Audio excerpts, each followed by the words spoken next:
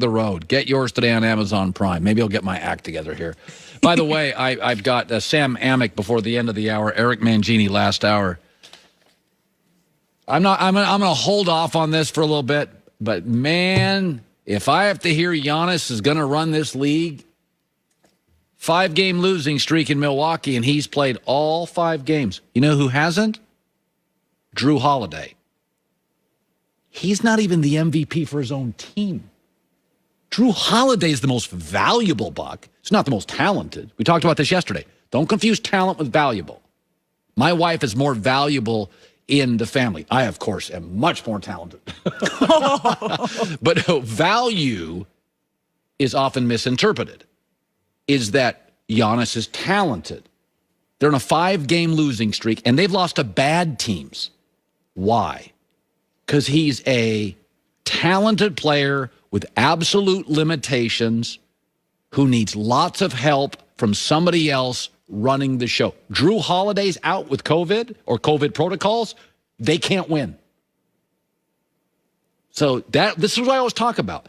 Kevin Durant's great. Warriors won before him. Warriors now with Steph back and winning after him. The Nets have been on winning streaks. When he doesn't play, Kevin Durant's talented. Valuable? I'm not saying he doesn't have some value. It's not zero and a lot. But this Giannis thing has always been, we're always saying that he's going to be the next LeBron. He's going to be the face of the league. No, he's just a talented guy. There is no next LeBron. There is no next LeBron. He's the greatest player maybe ever, and certainly in the last 15 years. Everybody kept telling me every golfer was going to be Tiger Woods. There's one Tiger in the history of the planet. There'll never be another Tiger. There'll never be another guy that takes over a sport like golf for 10 years. There's never going to be another Serena.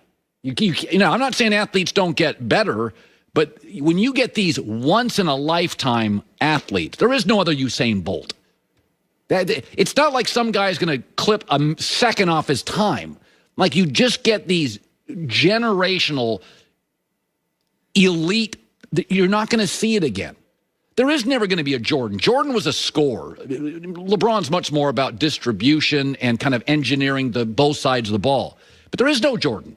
Kobe was close, but he's no Jordan. There's never going to be another LeBron. So anytime Zion's not as good as LeBron. Giannis isn't close to it. Giannis can't shoot. Giannis shoots 82% within 3 feet. The minute he gets within 3 to 10 feet, he shoots 33%. That's his game. He's really good around the rim. Then it all dries up. He can't shoot free throws. He can't shoot threes. And I'm ranting. Alex Curry with the news. No. Turn on the news. This is the Herd Line. There's no next LeBron. Can we just stop saying that? I'm with you on that one. We're going to get to LeBron in a second, but we're going to start with the big news that came yesterday. The Eagles traded away Carson Wentz, paving the way for Jalen Hurts to be the starting quarterback next season. But the job is not just going to be handed to him. Philadelphia reportedly plans to bring in competition for Hurts this offseason. Now, I'm all for a little healthy competition. I think it keeps people on their toes, keeps them from being lazy, keeps them working hard. But you just got out of kind of a messy quarterback situation, and the same day you come out and say this to your quarterback? What is it saying? Is it saying Philadelphia overdrafted Jalen Hurts? You draft a quarterback in the second round, you're saying he's a franchise quarterback. Yeah. Now, you draft a quarterback in the fourth round, you're saying he's a project. But if you go in the second round and draft a quarterback, and by the second year you're not sure, you probably drafted the wrong guy because you're seeing him every day at practice. So to me it says, because I always thought he was a third-round quarterback. I didn't think he was like a second-round pick. So it tells me you overdrafted him. So you made the mistake of drafting him when you had Carson Wentz and puncturing his confidence, and now you overdrafted him and you don't really trust Jalen Hurts. So, I mean, you go find the last 10 years, quarterbacks drafted first, second round. I mean, they had to pry Garoppolo away from Belichick. That was the highest he'd ever drafted a quarterback. Okay? So if you don't think Jalen Hurts is your quarterback, either overdrafted him or you don't trust him. So, I mean, you go find the last 10 years, quarterbacks drafted first, second round. I mean, they had to pry Garoppolo away from Belichick. That was the highest he'd ever drafted a quarterback. Okay? So if you don't think Jalen Hurts or you're screwing up the quarterback room again. I said it yesterday. You want to feel wanted. Everyone wants to feel wanted, especially the most important position on your team, a quarterback.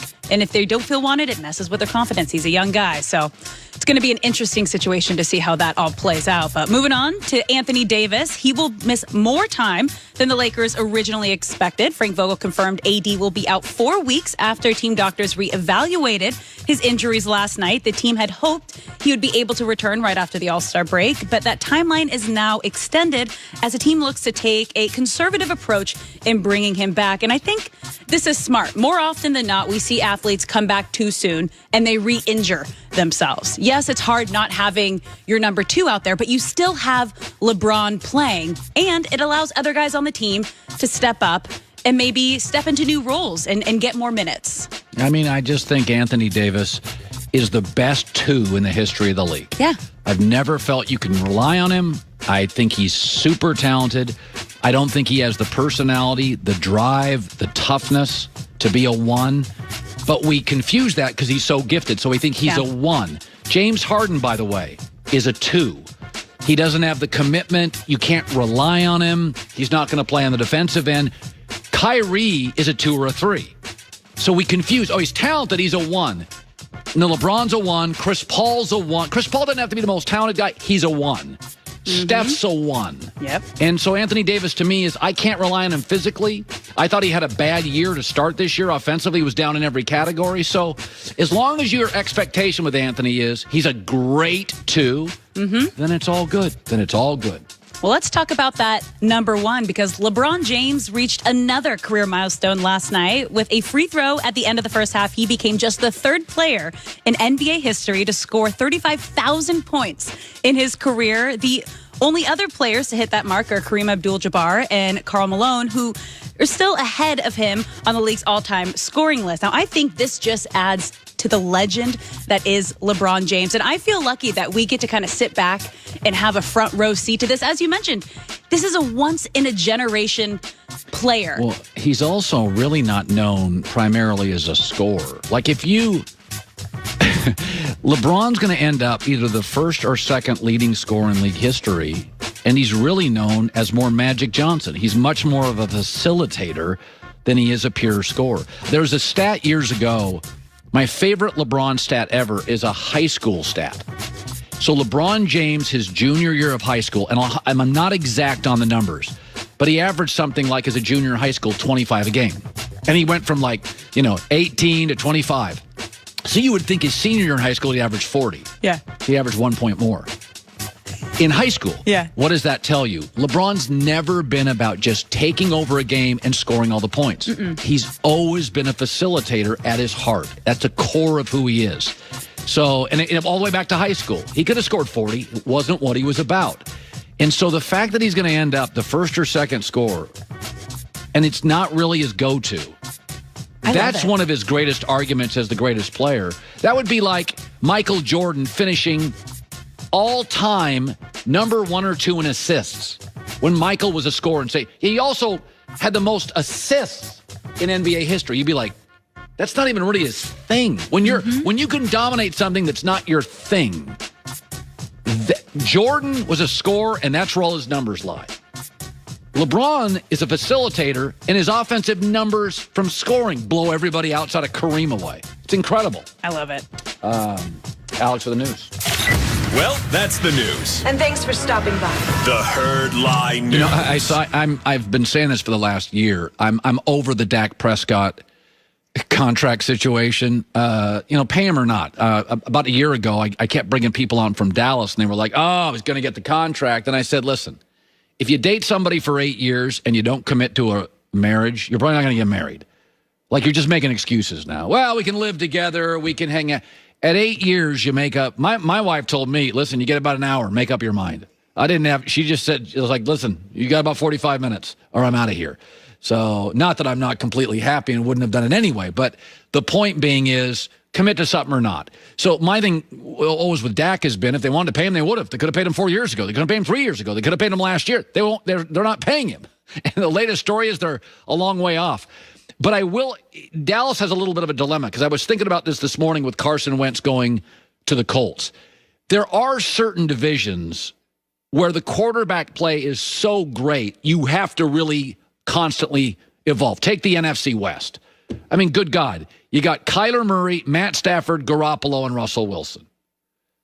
I mean, Kyler is, numbers-wise, the least impressive, but he's going into year 3, and he's no question a franchise quarterback. That's probably your best quarterback division. Give me another division. How about AFC West? Mahomes and Herbert are elite talents. Derek Carr's damn good. So 3 of the 4, you're like, that's why Denver is already rumored to be looking to move up. They have to. You can't have the 4th best quarterback in a division. So, nothing against Drew Lock, but Denver's like, look at our division. You've got the AFC South now. So Deshaun's still Houston. Carson Wentz now with the Colts. Trevor Lawrence is going to go to Jacksonville. And Tannehill. You got to keep up. If Tannehill's the worst quarterback in a division, that's